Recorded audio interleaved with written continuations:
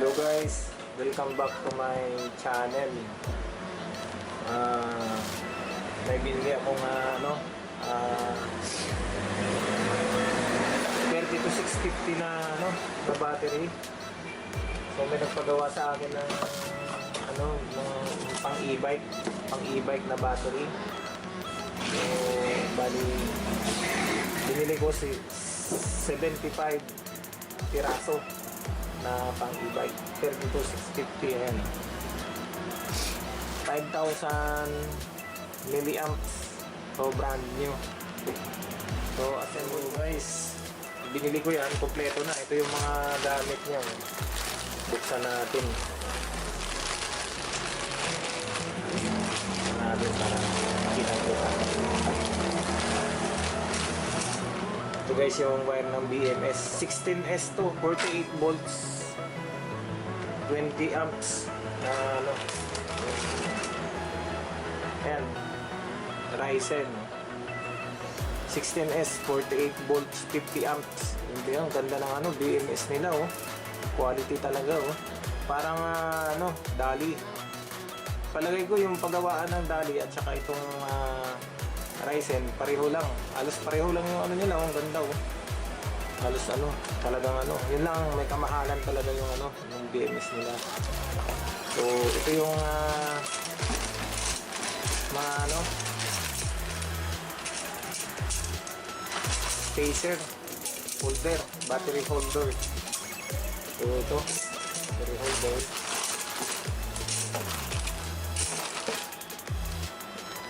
Walang tornilyo. Tsaka yung yung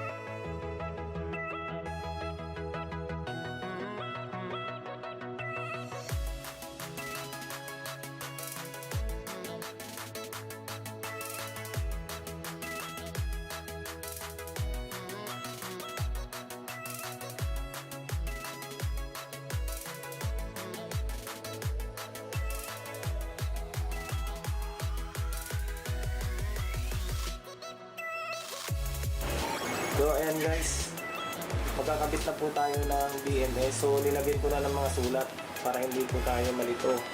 Dito po yung start. Dito po sa 16, battery 16 magtatapos. So nilagyan ko 1, 2, 3, 4, 5, 6, 7, 8, 9, 10, 11, 12, 13, 14, 15, 16 para hindi po tayo malito. So ito yung mga ito, yung mga nakausling lead. Yan po yung positive ng ano ng bawat battery. So mag-umpisa po tayo sa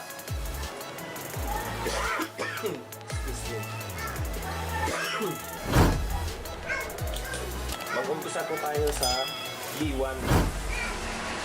So yung B1 po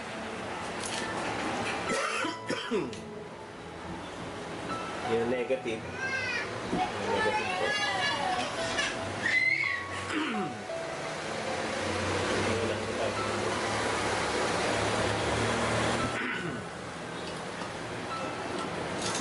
Puputulin po natin ito. Sobrang haba. Sobrang haba. Magpuputol po tayo na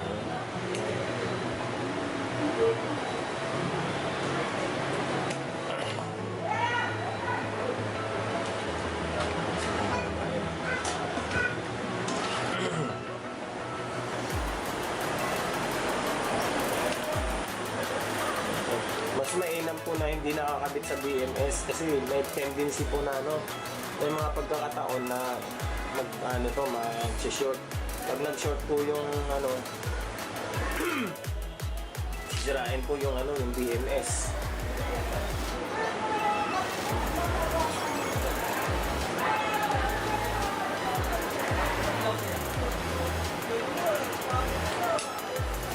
Ayan. Ayan po. Ito yung kasunod po, positive. So ito yung B1. B1, nasusundan nyo ba ako? So, yan yung B1.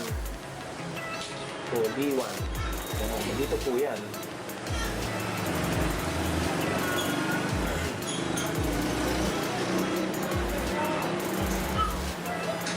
Putulin mo muna natin kasi masyadong mahaba.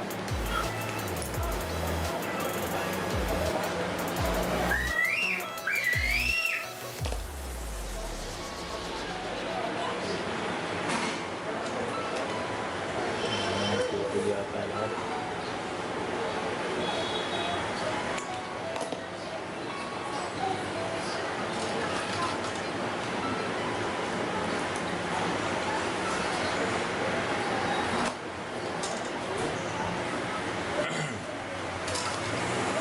Alam po natin ang maayos para hindi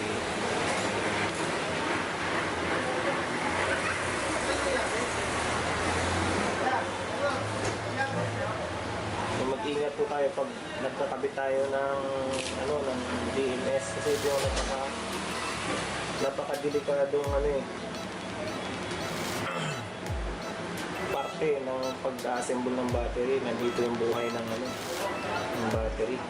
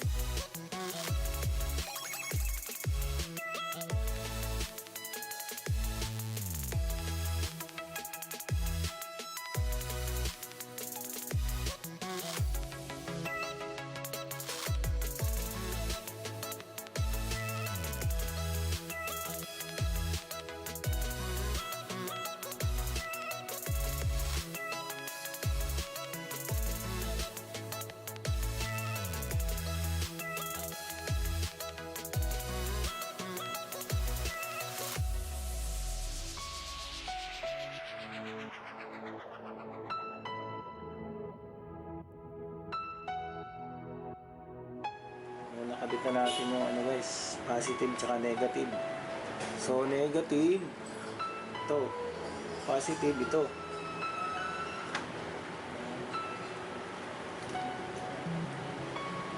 Kabit natin ito. Pikit lang natin ng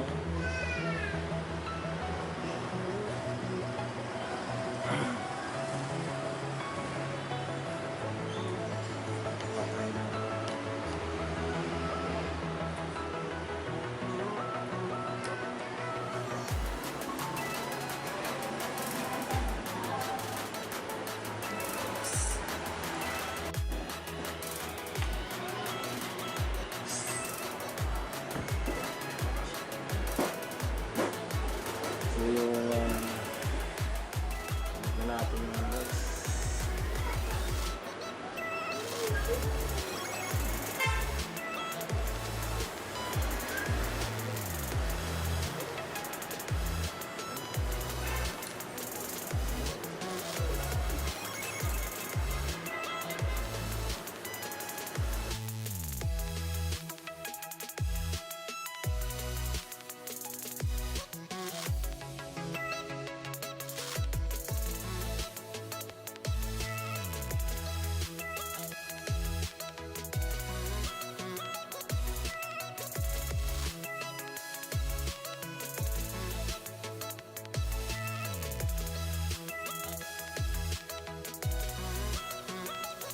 Guys, testing natin yung bolts, voltahe.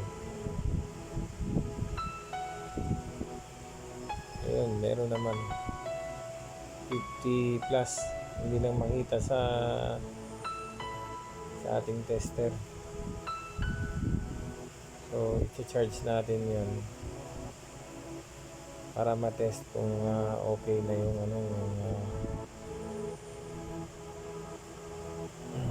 yung ginawa nating battery.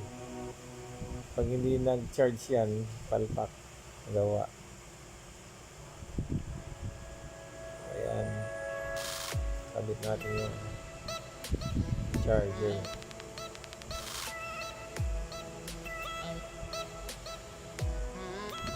Kabit natin yung charger. Kailan pumula yung charger, ibig sabihin i-charge niya yun.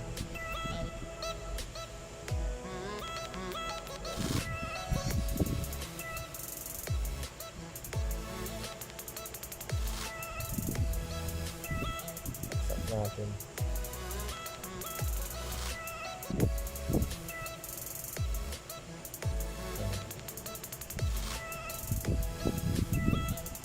Kailan po muna? Ayun. Ayun guys. Nag-charge. Ibig sabihin, okay na yung ginawa natin battery. Ilalagay natin sa kahon yan.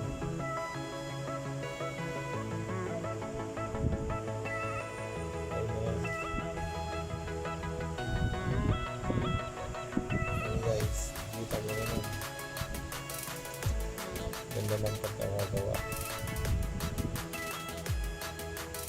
So first time ako gumawa ng 32650 na battery. So hindi ko pa alam kung anong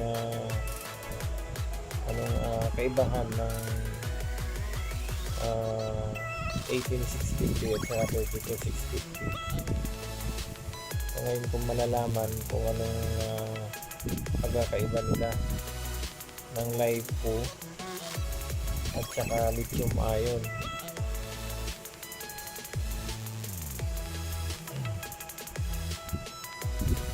Ayan.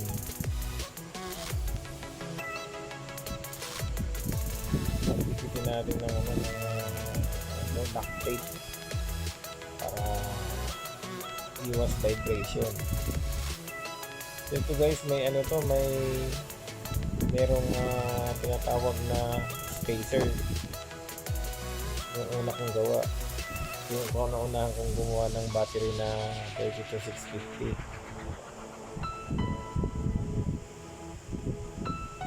Lithium phosphate na battery. mas mahaba ang life cycle na ito, 2,000 life cycle. So, ibig sabihin ng cycle, isang charge, isang discharge, isang cycle yun. So matagal masira itong mga ganitong battery.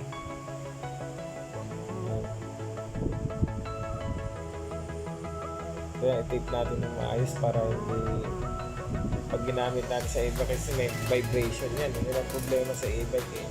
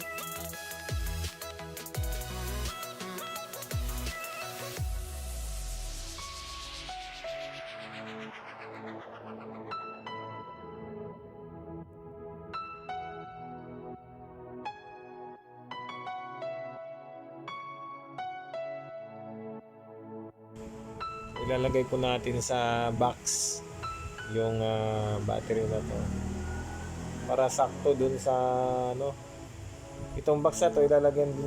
Lagayan to ng apat na 28 na lead acid na battery.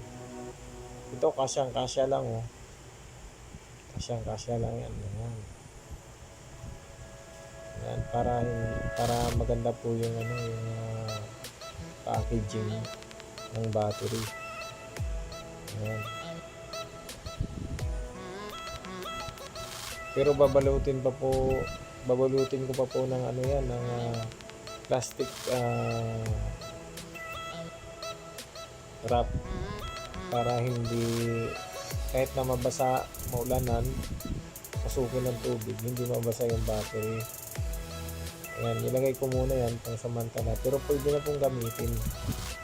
So iti-test ko muna yan mga ilang araw kung okay na yung pagka okay na, tsaka ko babalutin ng plastic wrap, yung shrinkable plastic kulay blue.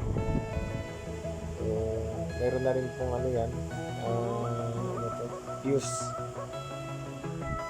battery.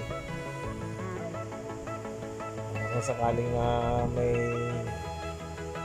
mag-short, hindi po madadalo yung battery. Yan, sasarado na po natin ito yan.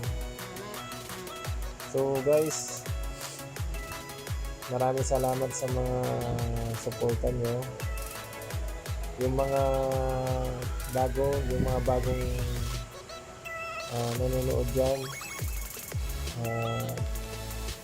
subscribe naman po kayo sa ating channel at huwag kalimutang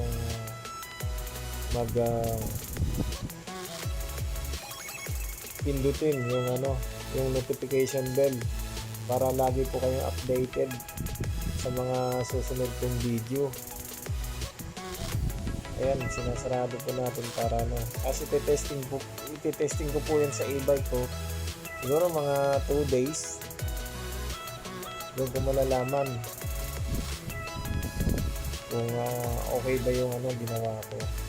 So update ko na lang po kayo kung para kung mag-assemble din po kayo ng 30-60, alam nyo na yung dapat gawin. Ayan. So guys, maraming salamat sa inyong suporta. Sa susunod na mga video, sana suportahan nyo rin ako. Maraming Maraming salamat. Ayan, i-charge po natin yan. Ayan. Kailangan mag-fly yun. To change your